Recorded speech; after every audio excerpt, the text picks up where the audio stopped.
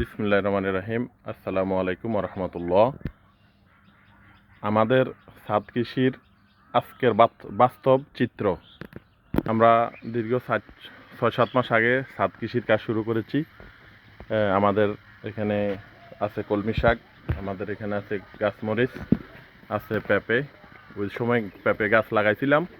আজকে মাশাআল্লাহ আলহামদুলিল্লাহ ফুলে ফলে ভরে উঠেছে।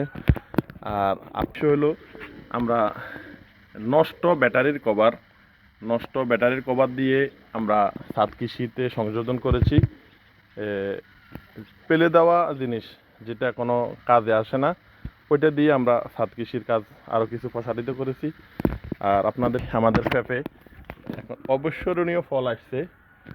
আমরা কাঁচা সবজি হিসেবে ব্যবহার করতেছি এবং আলহামদুলিল্লাহ নিচেরগুলা পাকা। আমরা এটাও পাচ্ছি। আমাদের সবজির চাহিদা প্লাস ফলের চাহিদা দুটোই মিটছে। আমাদের আছে লাউ শাক, কলমি শাক, কুমড়ার শাক, আরও আছে। আমি এখানে একটা মাশাআল্লাহ অনেক ভালোভাবে আসছে।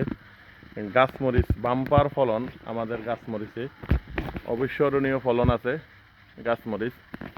এরপরে আমাদের দেশি সিম আছে, ভালো পরিসরে ফুল আসতেছে। আরও মজার বিষয় হলো আমি কিছু কচু গাছ লাগাইছি। লতি এবং কচুর শাকের যে চাহিদা ওইটাও আমরা মিটিয়ে নিচ্ছি। কচুর শাকের চাহিদাও আমরা মিটিয়ে নিচ্ছি। লাউ শাক তো আছেই বটে। এরপরে আছে জিয়া, দুন্দুল এই পরিবেশনায়। আরও আছে সুন্দর সমারোহ। ভালো সুস্থ থাকুন, ফুলের ঘ্রাণ নিন, ফুলের সুরভে ভরে উঠুক। সকলের প্রিয় ছাদ, প্রিয় আঙ্গিনা। আমাদের ফুলের বাগানও আছে এই ছাদের মধ্যে। সব ধরনের সবজি আছে, করলা আছে, বেগুন আছে, তো সজিনা পাতাও আছে। আমাদের সজিনা পাতা সেই মানে এই যে সজিনা পাতা, আমাদের বিভিন্ন প্রজাতের সবজি আছে। মোটামুটি পারিবারিক চাহিদা মেটানো সম্ভব আলহামদুলিল্লাহ। এই যে বেগুন তরতাজা, না বললে নয়। এই যে সকালবেলা এই কাজ করার মধ্যে মজাই আলাদা, এই কাজের গুরুত্বই আলাদা। সময়ও কেটে গেল এবং আমাদের কাজও হলো। আর কথা হলো আমাদের এখানে হাঁস আছে খাঁচাবন্দি। এখানে হাঁসের বাচ্চা আছে খাঁচাবন্দি।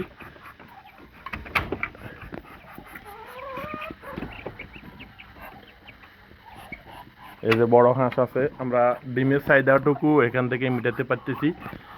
প্রচুর আমরা ডিম পাচ্ছি। হাঁস মোরগ আমরা ডিম পাচ্ছি আলহামদুলিল্লাহ। পরে এখান থেকে যে খাদ্যগুলো আমাদের আসে হাঁস মোরগে অপচয় করে, ওইটা আমাদের সার হিসেবে সবজি খেতে ব্যবহার করি। এরপরে আমাদের সংসারের উচ্ছিষ্ট খাবার, ওইটা আমাদের হাঁস মোরগে এত ভালোভাবে খায়। আমরা বিরিয়ানি পাইলে যেরকম করি, আমাদের হাঁস মোরগও সেরকম করে। আরও কিছু যেমন আপনার সবজি কাটার পরে যে চামড়া, যে আগা গোড়া মাথা নষ্ট অংশ, এগুলো আপনি চুলাতে ফাঁক করে হালকা চাল দিয়া একটু হলদির গুঁড়া দিবেন। হলদির গুঁড়ার কারণে আপনার হাঁস মোরগের কোনো ধরনের ওষুধ হবে না। এটা এক ভ্যাকসিনের মতো কাজ করে। আরও প্রাকৃতিক অনেক উপাদান আছে। তো সব মিলে আলহামদুলিল্লাহ আমাদের ছাদ কৃষিতে ভালো সাফল্য। সকলে ভিডিওটা যদি ভালো লাগে থাকে অবশ্যই শেয়ার করবেন। আল্লাহ হাফেজ।